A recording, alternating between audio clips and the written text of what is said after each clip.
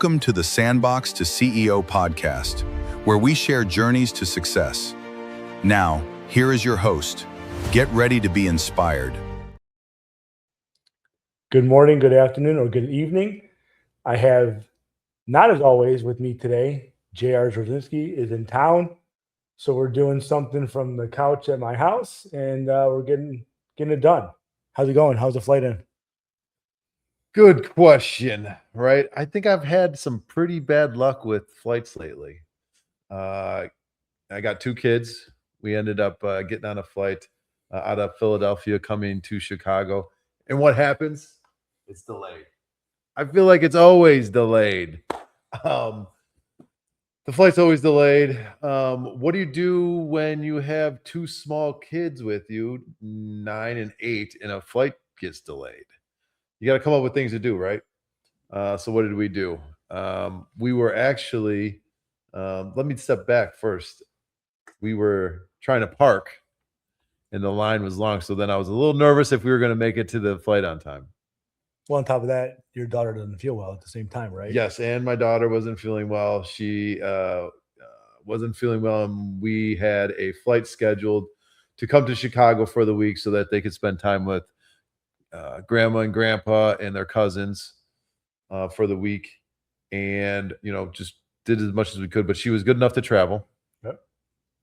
So then we got to the airport, TSA pre-checked, right? So we got through pretty quickly, and then got to our gate, and then it was starting to get time to where I thought that we were supposed to take off, and the plane wasn't there yet. So I knew that something was wrong, right? That we were going to be delayed. So we went and got something to eat. Then after we got something to eat, we went and found a place to sit down, charged up all the devices, did some charging of iPads, headphones, things of that nature. Downloaded some videos for the plane ride. And then the kids started. Jade was feeling a little bit better, and they were playing hide and seek a little bit in the airport. So running around the airport a little bit. And then we got on a flight. Flight was smooth. Took a little nap on the flight on the way here, and now I'm in Chicago with my good friend here, Jason Silver, and we decided to do a podcast here in his house. There we go. It's gonna be a little bit different. We have a different setup going. A little odd. We got a big TV with us in front of us, and it's kind of hard not to look. Make sure we don't look like idiots. So trying something different. Let's do it. So we'll touch back on last week and some of the things that we had. We have a buddy that had a partner exit that they're dealing with still, and that's hopefully that's moving well with him. You have any quick updates on that? I talked to him a little bit about it, and I think kind of what he surmised from the situation is that a lot of it was kind of through text messages and emails and stuff like that. And if he had to go back and do it again, he said that, something like that does require a sit down. I think that's the main thing that we're talking about here is, you need to have a sit down conversation, talk through some of the things. Things get lost in translation when you're text messaging and emailing, right? You can't see the emotion of the person in across. You don't get those visual cues. So I think that, right, everyone likes text messaging. Everyone likes emailing. Then you have time to think about it, but you don't get to see the person's facial reaction. Yeah. You lose a lot of that. And maybe things would have been, what I was talking to him a bit, maybe things would have went a little bit differently if there was an actual, kind of sit down conversation where you could see the visual cues. So I think that's one thing that he was talking about. And that kind of leads into like the second topic we had last week about leadership, and some, good leadership qualities were accountability, looking back, seeing what you could do differently. And I think as a business owner, he looked at himself and said, hey man, I wish I would have done this differently. Maybe the conversation would have been a little bit different. Maybe it would have gone better. Maybe it would have gone worse. You don't really know, but saying, maybe it would have been a different exit. Maybe it would have been a different strategy. Maybe they could have game planned together compared to just text messaging. And you're right. How I read the text message you send me may not be what you're actually sending me. And there's no emotion. It's just words. It's words on a screen. So that's And that's something else that I was talking to, or I've seen, or I've listened to some podcasts is really body language, right? So a lot of things come from body language without the verbal cues, right? Nonverbal communication through body language. Someone's they say that within the first 6 seconds, someone makes a decision of your first impression, and then it's hard to change that first impression, but you got the first like 6 seconds. Yeah. And it's also, if you know someone already, especially your business partner, you can read their look on their face to know if why they're exiting is the real reason they're exiting. Maybe you can tell something is different from what you're telling. Maybe you can get into a deeper conversation, but you don't know until you get there and give yourself that opportunity. But at least there's some accountability in that leadership, and that's nice. You're talking about also recognizing. We're kind of transitioning from last week, and pretty nice here that you see things within people, you recognize trauma or problems with your friend, and a lot of those conversations, yeah, a nice text message, you're doing good, how's it going, this and that. But face to face, going out, grabbing a bite to eat, talking in person makes a big difference. Like JR said, we came over, we were hanging out, talking a little bit, and it seems to happen a lot this way, that we start talking about it. You know what? Let's save it for a podcast. Put it on the pod. Let's put it on a podcast. Put it on the pod. So we decided to jump on it tonight. Instead of computer screens, we have paper in front of us to kind of go over our outlines here. So we'll get right into it. Start with our business topic for the day. The computer in front of me, so I'm not doing my banners. Here you go. This is our 5th episode. Getting a couple more views every episode. That's good. We appreciate anyone supports us or shares us or watches the shorts. Instagram. We're on TikTok now. Here we go. Like it. Tell your friends. Tell us what we could talk about. Tell us what we could do differently. Give us some ideas. We're new to this. Yeah, I have got a couple friends that have reached out, right? And they're like, talking about the pod. We have a wide variety of friends. We have high school football coaches. We have business owners in our network. We have doctors, lawyers, everyone in between. Right. Yeah. My kids want to get on the pod. I want to bring them on. I want to talk about these squishies. This phenomenon with squishies, right? Right. It could be anything. So yeah, we are. We'll see where this thing takes us. I think it's gonna be a fun ride, and we'll see where it goes. All right, so we'll just get right into it. Like I said, so we were talking as a new business owner and as a business owner of 21 years now about labor shortages or just labor in general during times of business influx and business decline. And how do you find the right people, keep the right people when things are good and when things are bad? And how do you balance that? Starting a new business, some people have to go through many, many people before they find the right people. Even later in a career, I think, turnover sometimes could be high. I've been pretty lucky. I don't have a lot of turnover. I have really good guys, but it's been a long time. A lot of my guys have been working with me for a long time.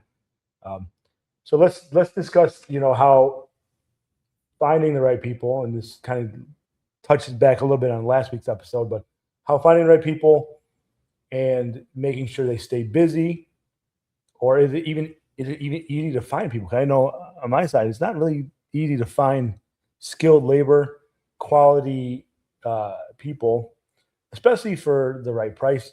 People want a ton of money for certain things, or they don't want enough money, and it's like, well, why don't you want more money? It's kind of a weird question. I mean, as a business owner, you think, I want to, I'd like to save some money, but the math's got they don't value themselves, right? Right, the math's got a math. Everyone thinks that you're a business owner, so you're making money hand over fist, right? But what they don't know is the insurance, right? The cost of a office, payroll tax, insurance, things of that nature, right? So everyone thinks that, oh, you're a business owner, you're making money hand over fist, and I want X amount of dollars per hour or salary of X amount.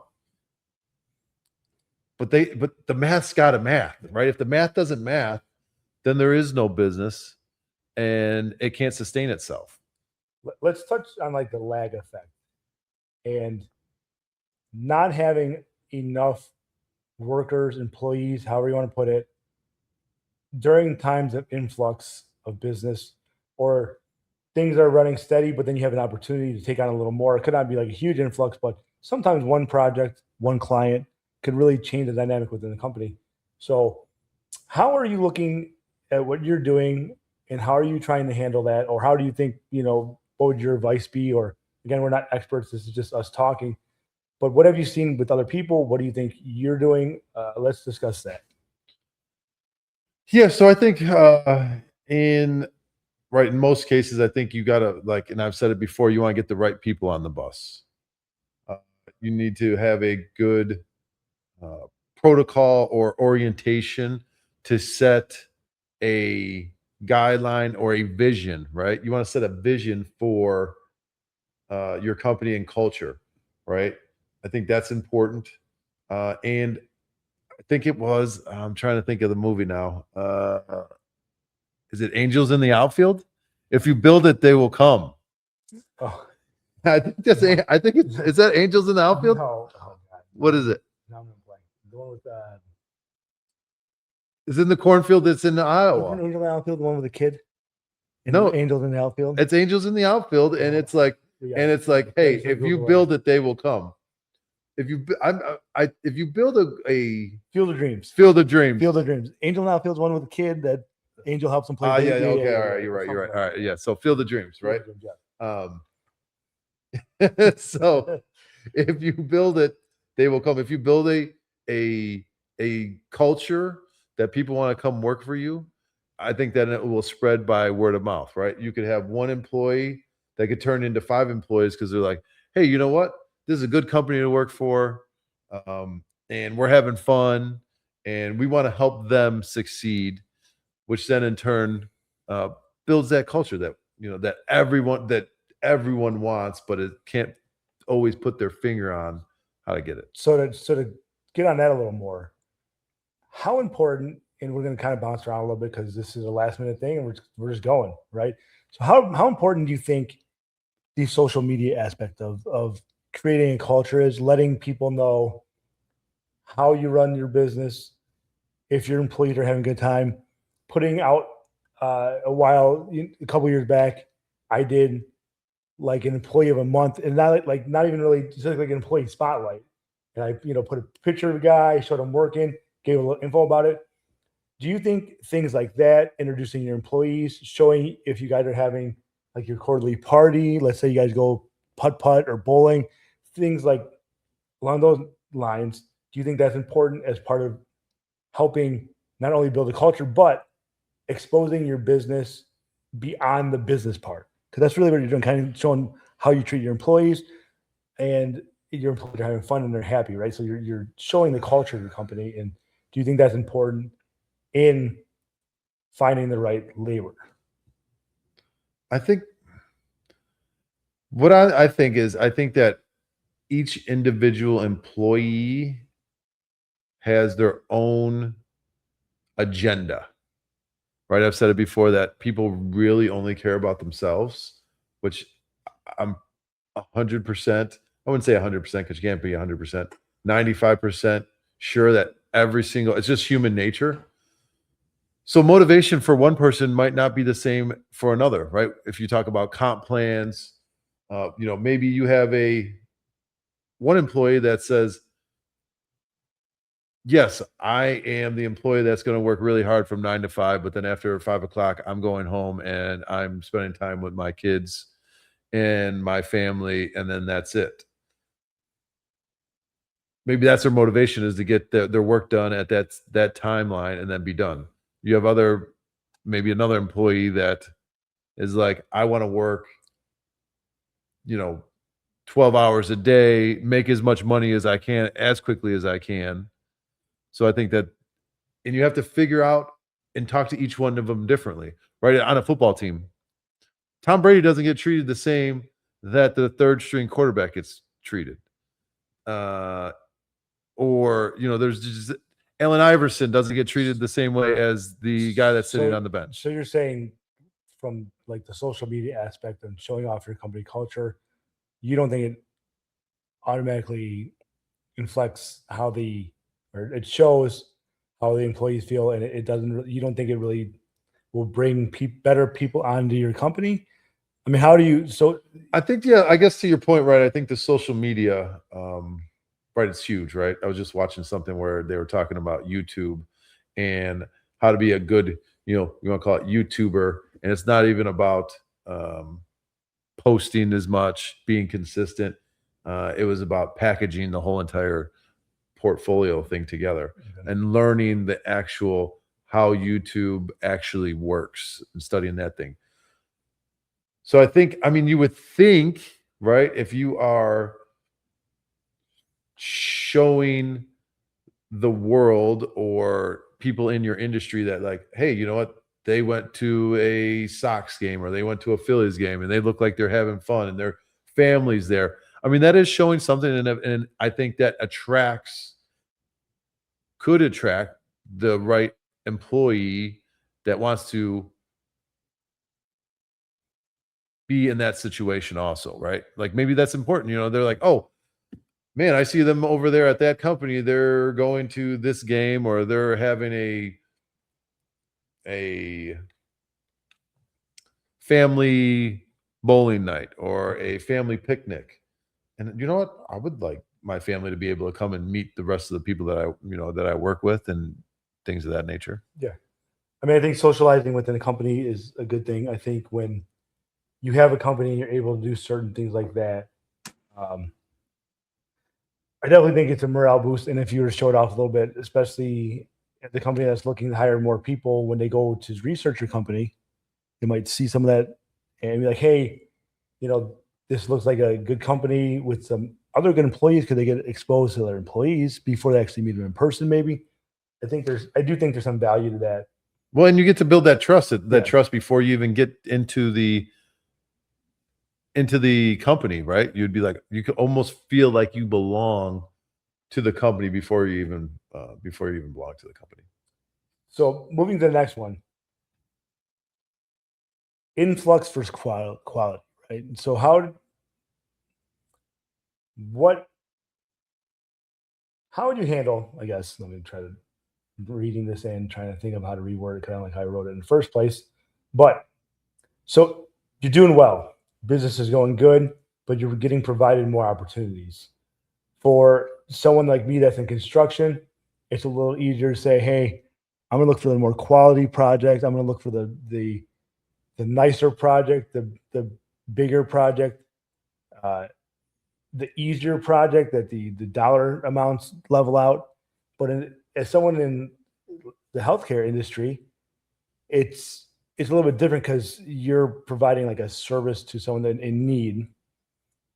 So let's say things are going swimmingly, everything's perfect, and I don't know if that exists, but and you're getting all these people reaching out to you, but you only have so many people, and you can take on 3 clients, and you have 6 coming at you.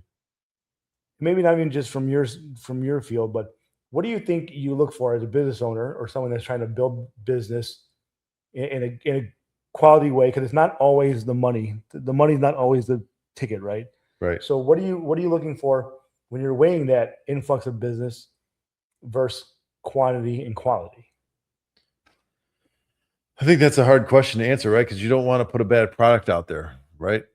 Just like if you were in, the construction industry, and we can pause the podcast. You wouldn't want to put something out there and put a product out there that you weren't proud of. So I think maybe sometimes I think you keep marketing, you keep your foot on the gas for getting new clients, and you try to catch up. But maybe sometimes you have to say no to a client.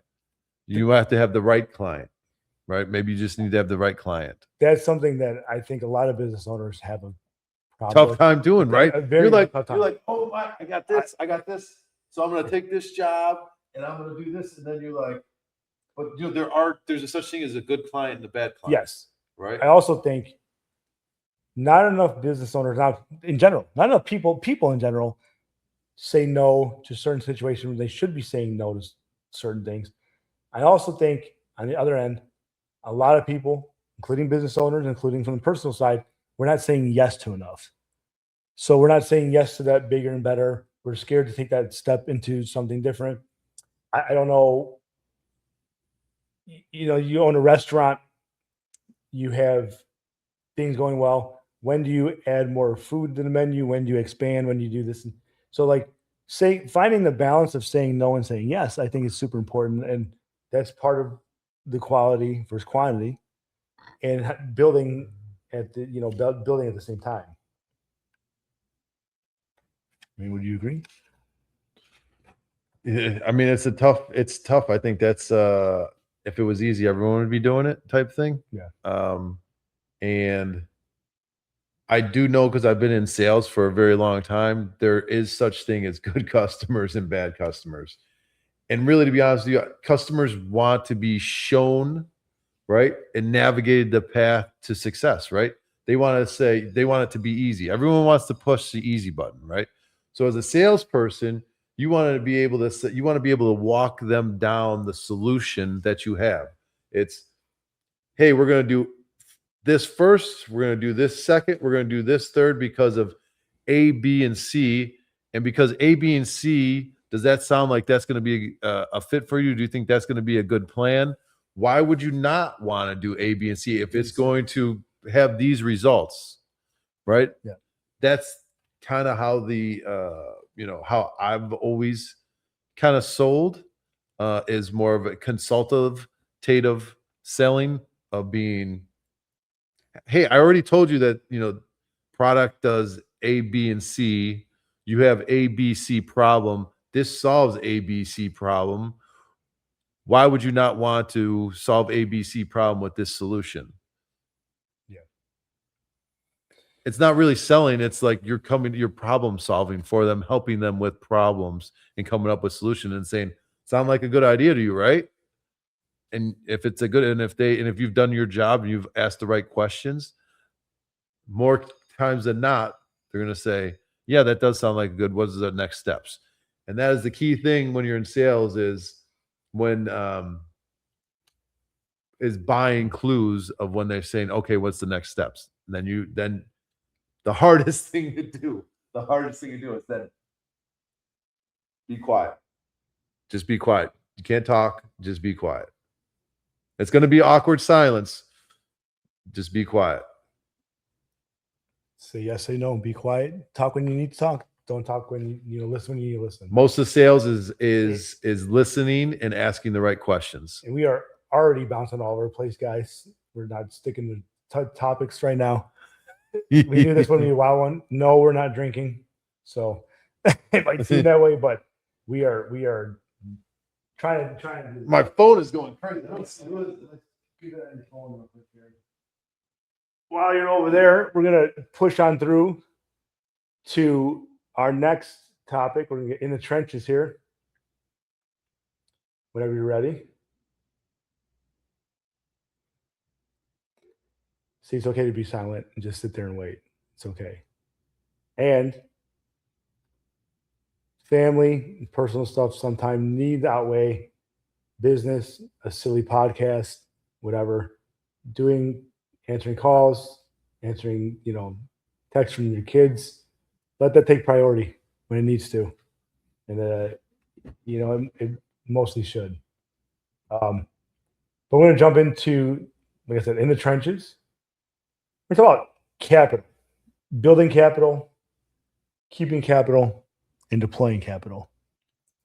And how you do it, how you want to do it within your company, how you, in a perfect world, how if business is going perfectly, and we'll both talk about this, and not even directly within our own businesses, but if I had to start over again today, what I would do, what you would do, and how to use that capital and what do you use it for? So talking about getting the money to start a business, a lot of people privately fund it, bring on partners, get a bank loan, get a business loan, get a private loan from an investor group or whatever. Um, I know both of us started with our own funds. Um, Is that the right thing or the wrong thing, though?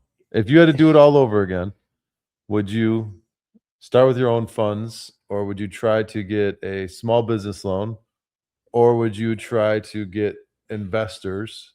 What would you, looking back, been in business for 21 years, looking back, what do you think you would try to do? so 21 years ago, I think it's a different answer, right? Today, let's say I was starting a business today. I would like to think that I know enough people in my life that I'd be able to build a 3 to 4 person team that I can bring in and we can all invest maybe at the same level or maybe close to it.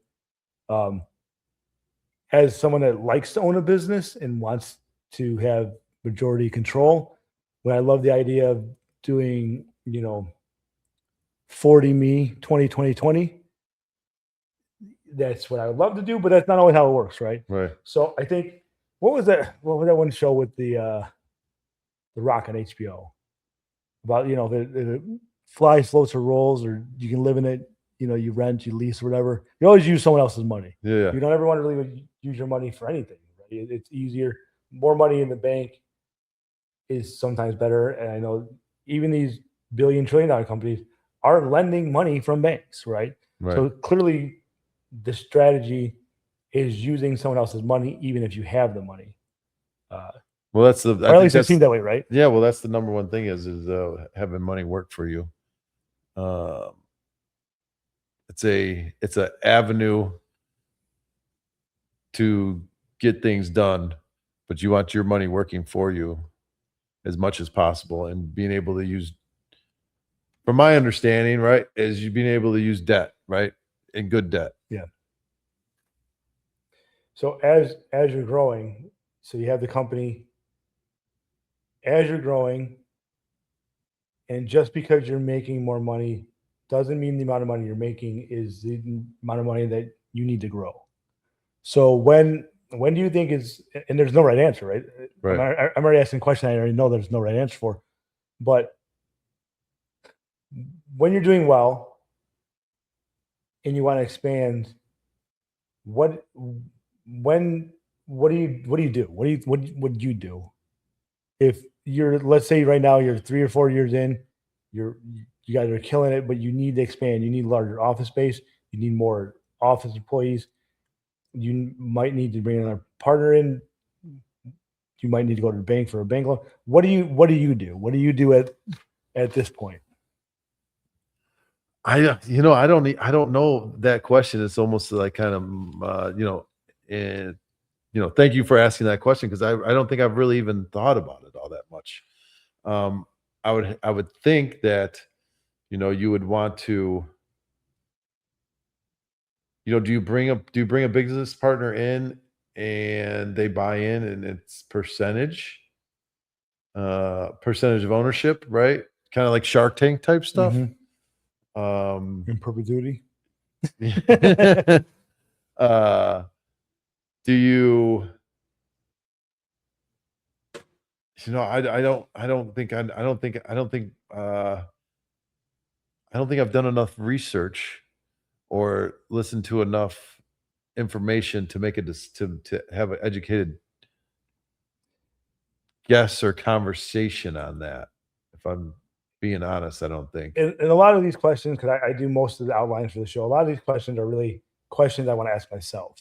Right? They're hard questions. They're the difficult conversation that I don't have with myself. So I'm kind of forcing myself to have that conversation with you by asking you the question, right? Right. So as I grow and as I do this, What is the best way to do it? Is it keep on trying to fund it myself with my own bank loan? Do I find a partner? I don't think so. Or do I find someone that's me looking at the outside of seeing how long you've been doing it and the struggle and how much it could be. I don't think it's you. I think it's funding it through a partnership or funding it through an investor or finding someone that can help expand your business. Like we talk about, we have friends of ours that have, they have the three-headed monster, you want to call it. One's a finance guy, one's the operation guy, one's a sales guy.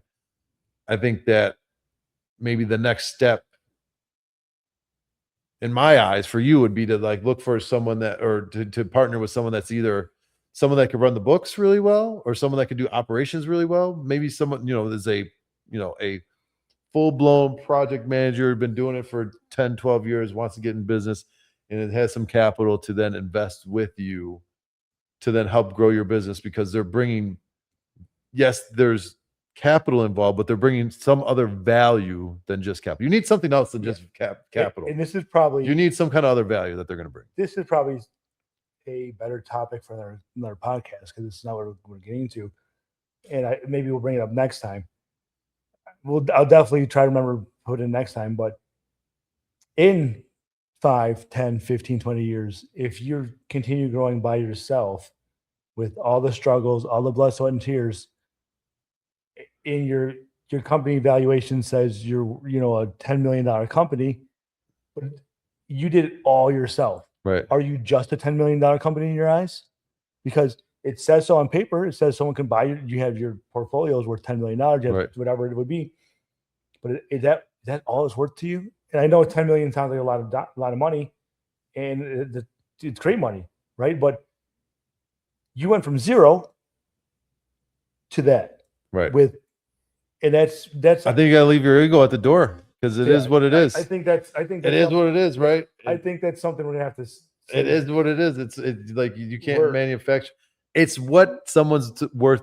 It's what someone's willing to pay for it is how much it's worth. It's like a baseball card. It's whatever, but you're not wrong, right? It's also what you're willing to accept, right? Exactly. I think we have to revisit that, because we are bouncing all over. We're just opening up cans of worms left and right. So what are we gonna do? It is what it is. So as you're making more capital, you're putting more money in the bank. Business is running smoothly. You're pretty happy with where they're at, with where the business is at. What do you think? I think a lot of these questions, the problem is a lot of these questions lead to other questions, and they lead to it's very hard to pinpoint one single thing within these questions. And again, this is me asking questions that I ask myself that I have a hard time making decisions on. But as you're bringing in more capital, you're putting more money in the bank. What do you do? Again, there's no answer. There's no right answer to this. When do you take that money? How long do you keep it for a rainy day? When do you decide to put more money in the business? When do you decide to maybe purchase another business? Or if I was to go out and we're doing well and I see a smaller construction company, hey, can I buy you off? What do you, is there an amount? Is there a feeling? Is there, obviously it's gonna be a lot of research and a lot of time, but coming from the business owner side, what do you think it is? Because it's not just, as we're people that want to build things, like we talked about it a handful of times, it's not always, unfortunately, sometimes it's not always a logical decision, which it should be. Right. But sometimes it's not. So do you, as a new business owner, say, okay, even if all of a sudden we're absolutely killing it, I'm going to make sure that we're killing it for 24 to 36 months before I decide to expand on a decent level. I need to do this for 3 to 5 years before I decide to maybe look into another territory. What do you think you do from your side? And is there, and you don't have to say the dollar amount, but is there a dollar amount that you have to put in the bank before you make a move? What do you think you do with the influx of capital? I don't know if there's a dollar amount so much, but I can tell you that I've had a conversation with a friend, another business owner recently. And And the way that he kind of explained it is, everything goes up. You have ups and downs, right? Ups and downs, ups and downs. The bad times the bad times can be pretty bad, and the good times, are pretty good. But one thing's for certain is that there's going to be good times and there's going to be bad times. And kind of what he was telling me kind of is, it seems in his experience, it's only like a 12 to 18 month cycle, right? So it's not like the good times don't last super long, but the good thing is, if you keep grinding and you keep working, the bad times aren't super long either. What's super long though? Is super long 18 months? Is super long 24 months? Or, in some businesses, right, 2 months is a long time. But in other businesses, like, 18, 24 months. And if you're going up and down, right? But one thing is for certain that, we're saying is that the good times are not always going to last, and the bad times aren't going to always last either. So I guess what I'm trying to get at is, I think it comes down to, when the good times are good, then you make an investment, and then all of a sudden you don't know what you didn't know. So then it starts to go down a little bit, and you're starting to have bad times to learn. And then you go up a little bit more, but you're farther along than you were previously. So your highs, you're hoping your highs always go higher and your lows never go as low. So you're almost like climbing a stair, but you go up and down a little bit, but it's never back down to the bottom. So you're thinking that you try to find the right investment within the company, whether it's more space, more employees, whatever it would be, whatever company you have. And you hope that as long as you keep on grinding, as long as you keep on instilling your system. Well, because you're learning more stuff, right? Yeah. Like, even people that have multi-million-dollar companies, if they're going to get better, they're going to start doing something that they haven't done before, which then there's a learning curve for everyone. And then all of a sudden, it wasn't as good as it was before. But then you're just hiring your floor. I guess if you want to say, you're hiring your floor. You're hiring your ceiling and your floor. Yeah, but you like, say if you let's just say it's your revenue is, just say your revenue's, let's just say $300. Then you go up, and then all of a sudden, you get to a certain point, and then it's, you might go up, but when you come back down, it's 350. You never want to get back down to. You don't want to go back down to 300. And then when you go up again, you're at like, maybe you get up to $800 in revenue, but then it only comes down to like 400. So your floor is rising. And I think as long as your floor is always rising, your billable hours are always rising. Like, say you're a lawyer, if your billable hours are always rising, I think you're putting yourself in a pretty good position, and your business is growing.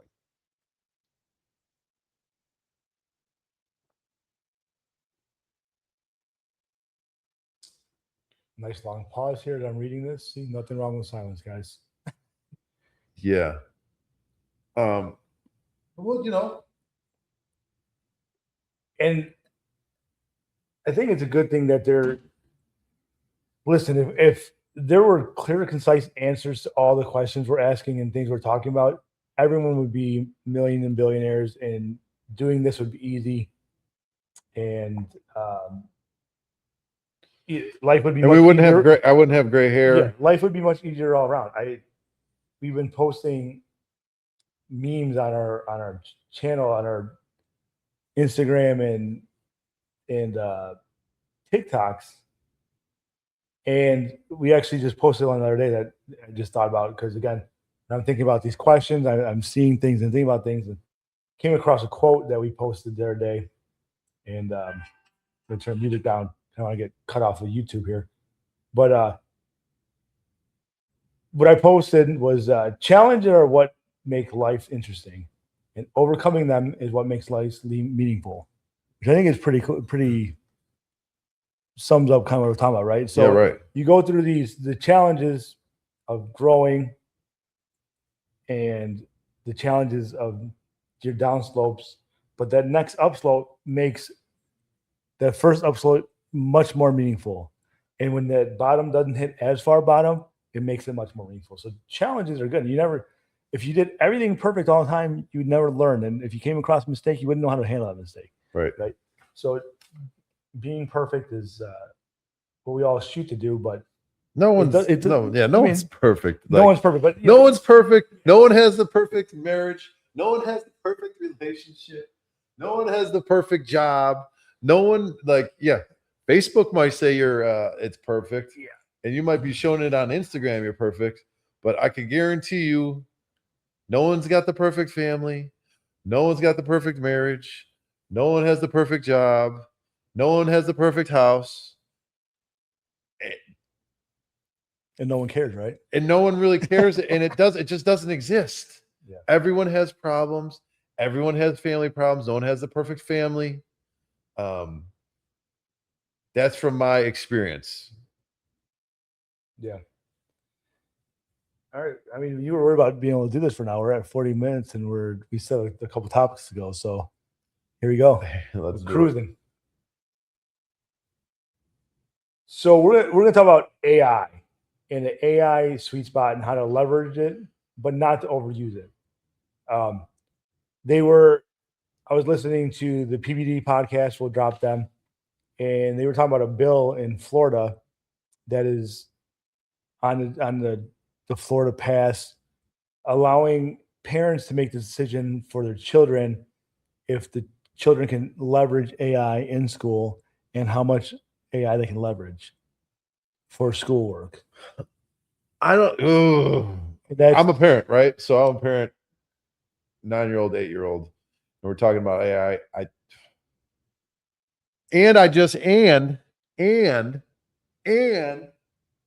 I just went and seen Toy Story with my son at the movie theater today, and I think it's Toy Story 6.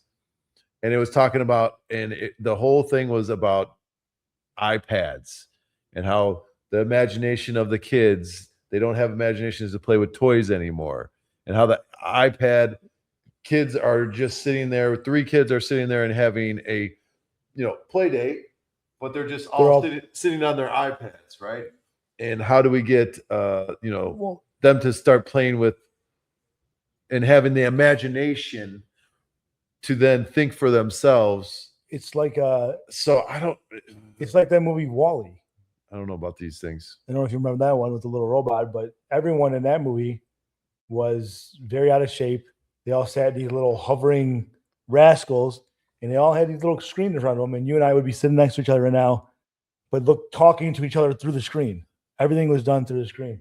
So that's why, as part of this, I want to talk about how to leverage it, but not to overuse it. And that's why I want to bring up that bill in Florida that the guy that the PBD podcast we're talking about. You struck a nerve with me with that, because I just watched the Toy Story movie, and I was sitting there with my son too, and being like, "See, Zane, we need to put the iPad down."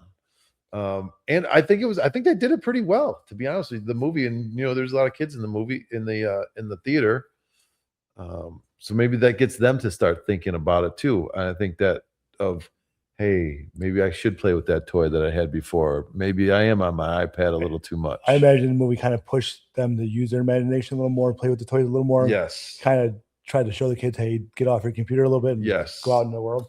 So that's the point. And that's a very good analogy for not only business owners or people, not just business owners and not just people within a company, but for life too, right? Because a lot of us are using AI way too much for certain things. And it's going to be a necessity at some point for the most part. But how do we use it just enough that we're still learning ourselves and we're still implementing all our culture in our companies, your culture within your family? And it's not just like, hey, Gemini, what do I do today to make my kids happy? You have to problem solve yourself still. And I want to talk about, well, supposedly, and this is kind of why we want to have this conversation, because I'm probably not leveraging AI as much as I need to be, but supposedly the way that I understand it is you could talk into Gemini or ChatGPT or one of these things, record, and you could say everything about your child and your household and your family, have it recorded in a project, and you could ask the problem like, what could I do to make my son happy?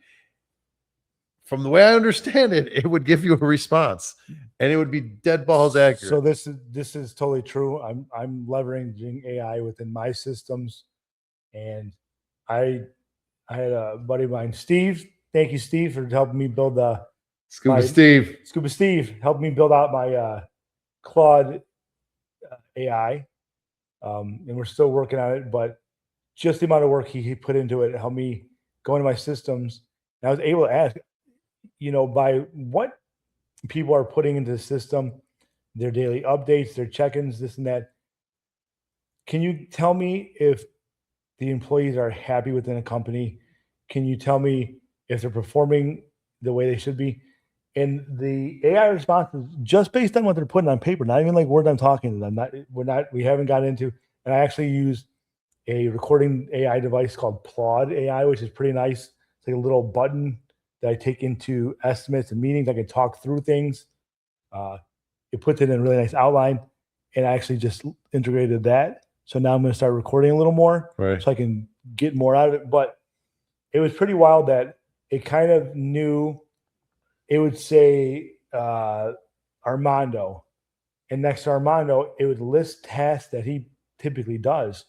And it was pretty right. And then Frank is one of our guys that does mostly painting, and next to Frank's name, it said painter. It didn't say. I never gave it any information about these people. Right. Put it down. It said, hey, this guy might not seem too happy. He's not putting a lot of information in the app. He's using a lot of 1 or 2 word answers. Painting done. Not like, hey, today we painted the kitchen, the family room, and the dining room, cleaned everything up. Everything's all done. Right. Right. So does that necessarily mean that he's unhappy? And that's maybe something that I could be doing that's over leveraging. And we talked earlier about the text compared to face and reading something through to him. Hey, painting's done. That pictures and those words, he could be the happiest guy in the world. And that's just a computer reading and not reading that person's face, not talking to it. But yes, I heard a conversational version of those. We're gonna start recording like our quarterly meetings, our evaluations, doing all that. We're gonna start recording that. And my understanding is, as we do it more often, it will kind of understand the guys, their tone of their voice, if they're happy, if they're sad, and is that, would some people think that's over leveraging AI? That's what I'm like. Do you think that's too much? Because you just said you want, doing that for your family, people are doing it, and that could work. But to know how, try to track your employees, not track them, but to try to make sure that it could be a coach. You would have to pitch it as a coaching tool. Well, in Illinois, I don't know about New Jersey, but Illinois is a 2-party state. So anytime I record, every time I go into anyone's house, hey guys, you mind if I record my walkthrough? You mind if I do all this? I have to say it. I always do. I make sure I do that. So this would be something that my guys would understand. Hey, we're not doing this to trap anyone or do anything, but this is going to help us keep better records of these quarterly reviews, be able to understand what you're saying to us better, and catch negative and positive patterns. Right. But is that over leveraging the AI, or is it something that could really help? And everyone out there, if you're using AI within your company, or maybe like someone like Scuba Steve who helps build AI, and he works pretty much exclusively with AI components, his answer might be, hey, there's way too much AI because it's doing this and that. And some people are like, there's no AI for my job. But I think there is. I'm in construction.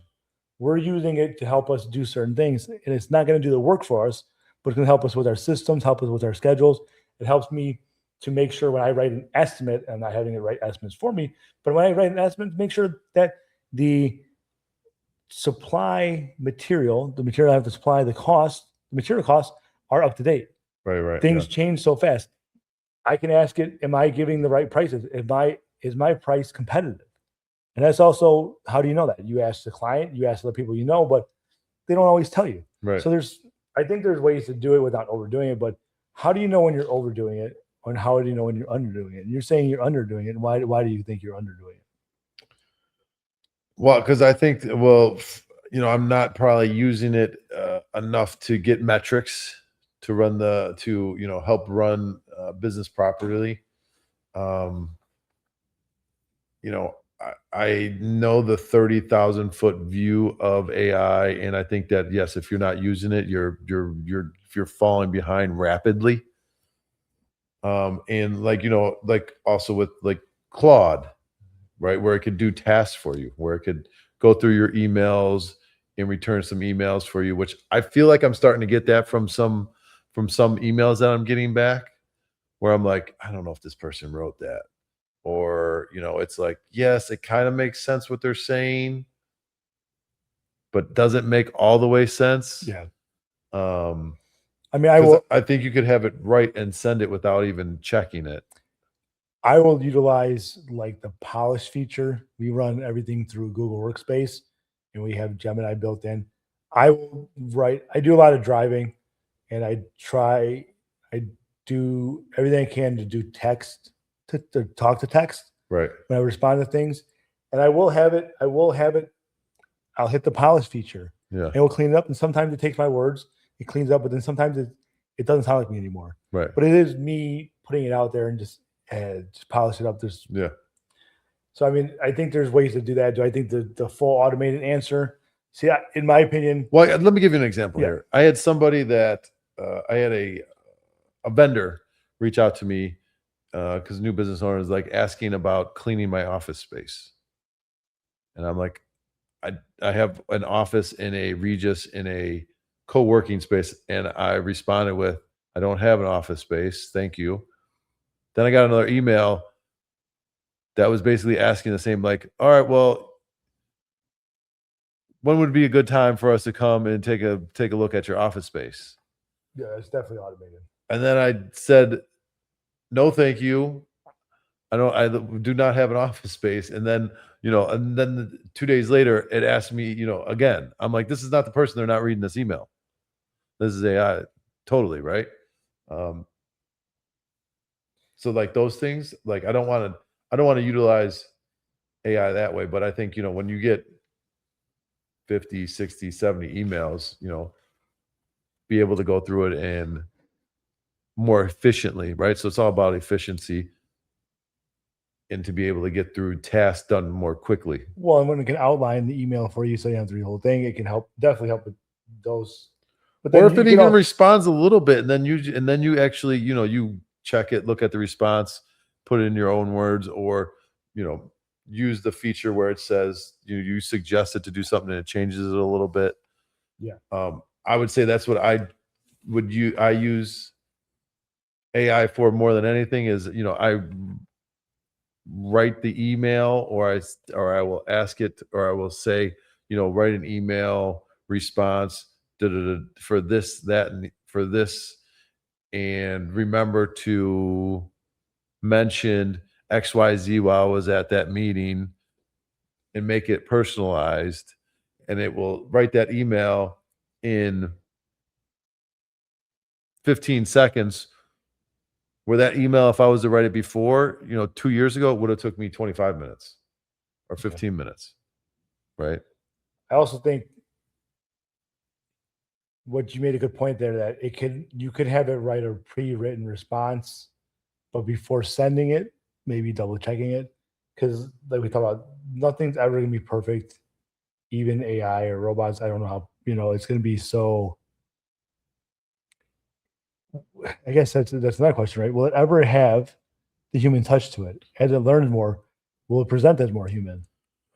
Well, I mean talking to some of these guys that write AI stuff is, it's like inbreeding. Where's it going to get all this information from? It just gets it from us. It gets it from. So what happens when there is no more information to get from us? I mean, because they're just technically LLIs, right?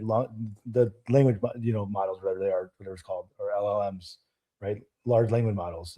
It's just pulling off information off the internet that a human put. Right. And this is the thing too. I've talked to a friend of mine who is a very very smart person who deals with AI, and he said, "All right, if we think about it, all right, AI started, and we had how many years of data to put into this thing? Hundreds, 200 years? How many encyclopedias got downloaded into it?" I mean, So he gave it all this information so quickly, there's and written it history analyzed it for all. tens of thousands of years of written Right, history. and it analyzed all that now. All right, well, it already analyzed all that and kept up with that. Now, what it's learning is from itself. What happens when there's no takes over and there's no subject matter expert to teach it? It starts teaching itself. Then it starts teaching itself. Okay, that's wow. Well, then how do you know if it's like if it's right or who's checking it? And where's the information coming from? So he was talking about is like, right, what gets the most information the quickest?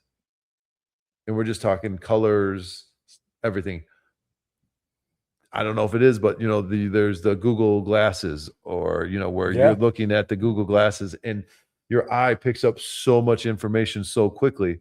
So I mean, does it come to a point where everyone's wearing Google glasses and that's how it's getting all of its information to then power AI? Because where's it going to get all this inundated information from? Because we're not learning as quickly and we can't upload it as fast as it has in the last, I don't know how long. When did AI start? 24 months ago? I don't know, 36 months ago. I'm not really sure. I mean, I'm sure it's been around forever, but for a long time, but people have been using it. It's been more popularized that, Right. I think this is rolling up on an hour mark, which we were concerned about even getting there today. Yeah. And I feel like every time we do these podcasts, which is kind of a good thing, I go into wanting more answers, but I leave with more questions. And I don't know if that's a good thing or a bad thing. And it gives me more, we try to hit a couple of 2-3 topics every time, but maybe we need to have some podcasts that just cover one topic that we research a little bit and we do a little effort on. But I think for tonight, for a in-person together podcast, First one. I think we did it. First one. We talked about labor influx or business influx with labor or business slowing down and making sure you're trying to keep people busy, getting capital, holding capital, spending capital, and AI. I don't know if we answered a lot of questions, but we talked about it. So do you have anything coming up this week? Well, I'll tell you what's been a bummer is the weather here in Chicago. It's been raining. We got in Friday night. Saturday has been raining all day Saturday. We wanted to do so my daughter's really in and my niece are into 99 Nights. I think it's called 99 Nights in the Forest, which is a game that they play, and it's like a survival game that I think it's on Roblox. And so we were going to do a real 99 Nights in the Forest, and we were going to tent in the backyard kind of a thing. But I don't know if the weather is going to cooperate with us. So we're going to figure it out. Hopefully the weather might be Monday where I think we get a little bit weather. It is celebration of Swarzinski household family birthdays. So my son Zane is birthday, my sister Jamie, my mom, my brother, and my uncle all have birthdays in July. So we're going to be going to Nana's house. So still have a grandma. Going to Nana's house Sunday to celebrate some birthdays, do some cake and some presents, and then see kind of what the weather does. And then, really what my main focus for this week is just to, spend time with family and have my daughter, Jade and Zane, be able to spend time with their cousins, Tom and Haley. They're both the same ages.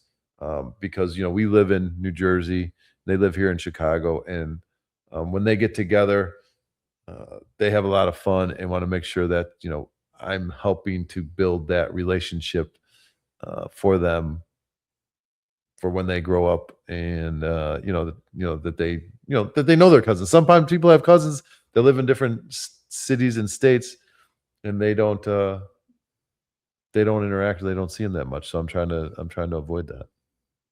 I think that's a good plan.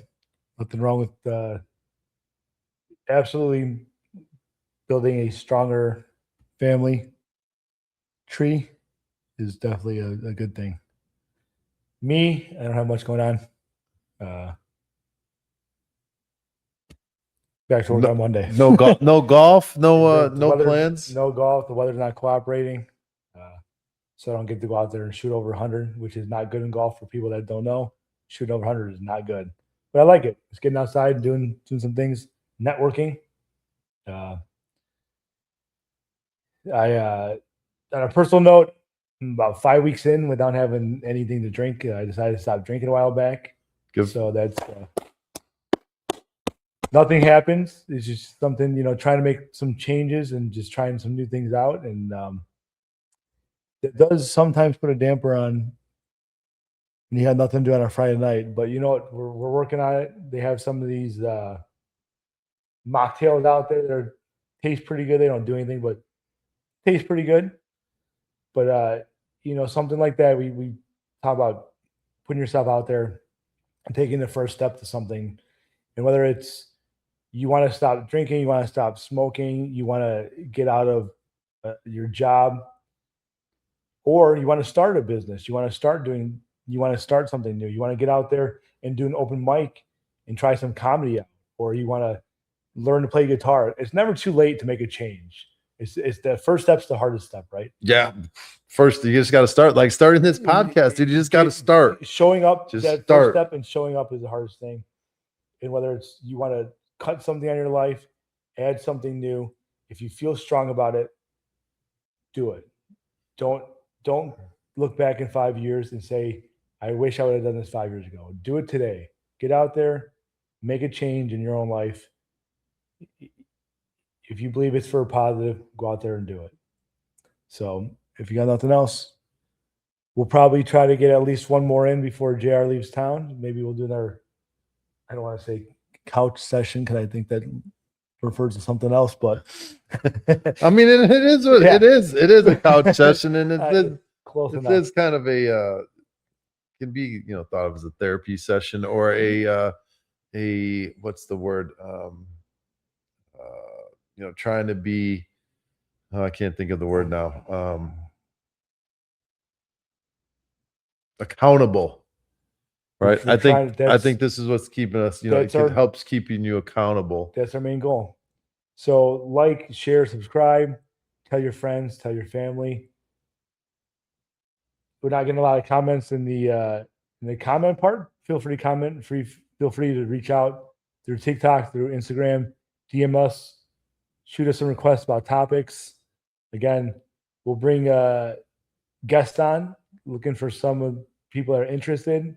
You have something interesting. You have an interesting job, interesting lifestyle. Let's talk about it. Let's get out here. So for JR and I, everyone have a good night, a good morning, or a good afternoon, and we'll see you next time. See you guys. Say JR, rocket ship, rocket ship. Make today great on purpose. Oh boy.